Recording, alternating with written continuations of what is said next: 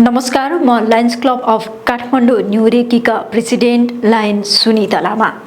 October 4 देखि 12 तारिकसम्म Lions Club अन्तर्राष्ट्रियका प्रेसिडेन्ट एपी सिंहज्यूले मेन्टल हेल्थको सप्ताहव्यापी कार्यक्रम गर्न लायन्स क्लबहरूलाई आह्वान गरे अनुसार हामीले LCIF area leader international director endorse Lion Rajan Lamsal, district governor Lion Parvati Kharel Pandey, PMCC Manbahadur Roka, first VDG Lion Surya Kumar KC, PDG Lion Indu लम्सालज्यूलाई हाम्रो स्टुडियोमा निम्त्याएका छौँ। यस विषयमा उहाँहरू के भन्न चाहनुहुन्छ, उहाँहरूको भनाइ जस्ताको त्यस्तै सुनौँ। अहिले विश्वव्यापी रूपमा समाजमा बढ्दै गएको मेन्टल हेल्थ का बारेमा आगामी 4 अक्टोबरदेखि 12 अक्टोबरसम्ममा संसारभरिका लायन्स क्लबहरूलाई मेन्टल हेल्थ एन्ड वेलबिङको बारेमा सचेतना कार्यक्रम अभिवृद्धि गर्नका लागि हाम्रा अन्तर्राष्ट्रिय प्रेसिडेन्ट एपी सिंहज्यूले आह्वान गर्नुभएको छ। अब मेन्टल हेल्थ एन्ड वेलबिङ के हो? आज समाजमा विकराल रूपमा एउटा मानसिक रोगीहरूको बढिरहेको अवस्था छ।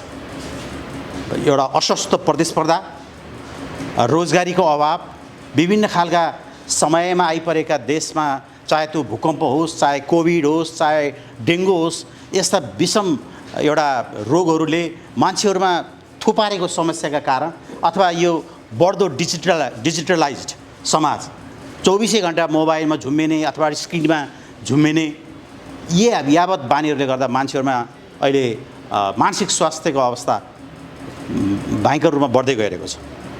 सो यी कुराहरूलाई सचेतनाका माध्यमबाट मान्छेले आफ्नो समस्याहरू उजागर गर्न सक्ने बानी डेभलप गर्यो भने धेरै कुराहरू न्यूनीकरण हुँदै जान्छ।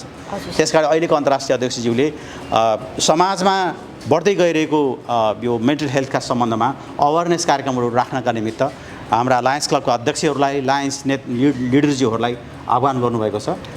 सोही अनुसार हाम्रा लायन्स क्लबहरूले यो मेन्टल हेल्थ एन्ड वेलबिङ प्रोग्रामको आयोजना गर्छ। मेन्टल हेल्थ एन्ड वेलबिङको सम्बन्धमा सेवा गर्नका लागि क्लबहरूलाई आह्वान गर्नका लागि हामीलाई निर्देशन प्राप्त भएको छ। अन्तर्राष्ट्रिय अध्यक्ष एपी सिंहज्यूले यो कार्यक्रमलाई अगाडि बढाउनु भएको छ र हामीले अहिले मेन्टल हेल्थ र वेलबिङको विषयमा काम गर्दाखेरि म मेरा डिस्ट्रिक्टका क्लब अध्यक्षज्यूलाई आह्वान गर्न चाहन्छु। यो 4 तारिकदेखि 12 तारिकसम्म सप्ताहव्यापी यो कार्यक्रम रहनेछ र क्लबहरूले आयोजना गर्नुपर्नेछ र यो कार्यक्रम गर्दाखेरि मेन्टल हेल्थको विषयमा सचेतना कार्यक्रम सँगसँगै हामीलाई किन मेन्टल हेल्थ चाहिँ हाम्रो सुधार गर्नु जरुरी छ भन्ने विषयमा पनि हामी यो विषयमा क्लबहरू मार्फत चाहिँ यो सप्ताहव्यापी रूपमा कार्य गराउनका लागि यो 4 तारिकदेखि 12 तारिकसम्म हामीले सेवा कार्यलाई अगाडि बढाउन गइरहेका छौँ हाम्रो डिस्ट्रिक्टबाट।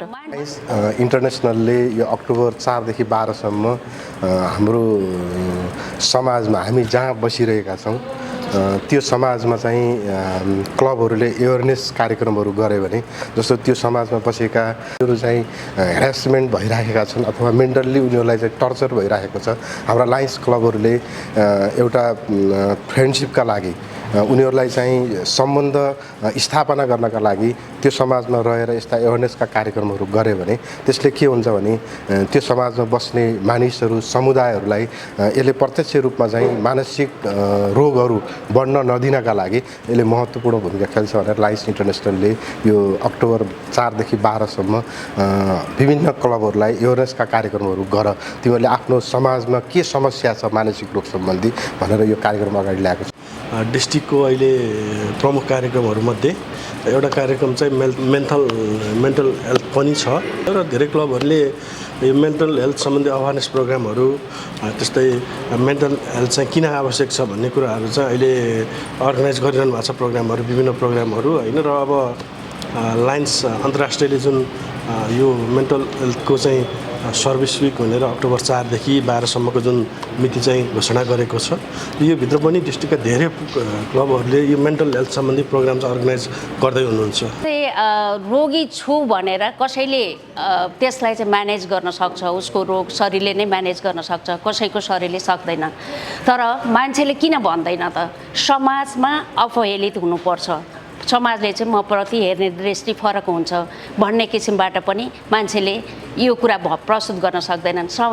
घरको परिवारले पनि त्यही रूपले हेरिदिन्छ, परिवार यो त मानसिक रोगी हो, यसले केही गर्न सक्दैन, यसले प्रगति गर्न सक्दैन, यसलाई भनेर कुनै अर्थ लाग्दैन भन्ने किसिमबाट परिवारले नि हेरिदिन्छ, समाजले नि हेरिदिन्छ भन्ने डरले उहाँहरूले प्रस्तुत गर्दैनन्, बिरामीहरूले प्रस्तुत गर्दैनन्। म चाहिँ आग्रह गर्छु यहाँहरू जति पनि मानसिक रोगीहरू हुनुहुन्छ आफ्नो चाहिँ विचारहरू अरूसँग सेयर गर्नुहोस्। सेयर गर्यो भने यो चाहिँ घटेर पनि जाने कुरा हो। समाजले भन्छ भन्ने कुरातिर अर्थ नलगाउनुहोस्, आफ्नो हेल्थको विचार गर्नुहोस्। जति धेरै सेयर गर्छौँ हामीले अनि त्यति नै गर्न सक्छौँ। र यो मानसिक रोगी भनेको चाहिँ औषधि खाएर उपचार गरेर ठिक हुने रोग हो, यो चाहिँ म्यानेज गर्न सकिन्छ।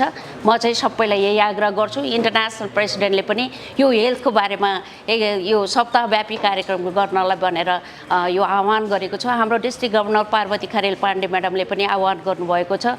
हाम्रा डिस्ट्रिक्टका हरेक प्रेसिडेन्टजीहरूलाई यो कार्यक्रमलाई अगाडि बढाउनको लागि म हार्दिक अनुरोध गर्दछु। धन्यवाद।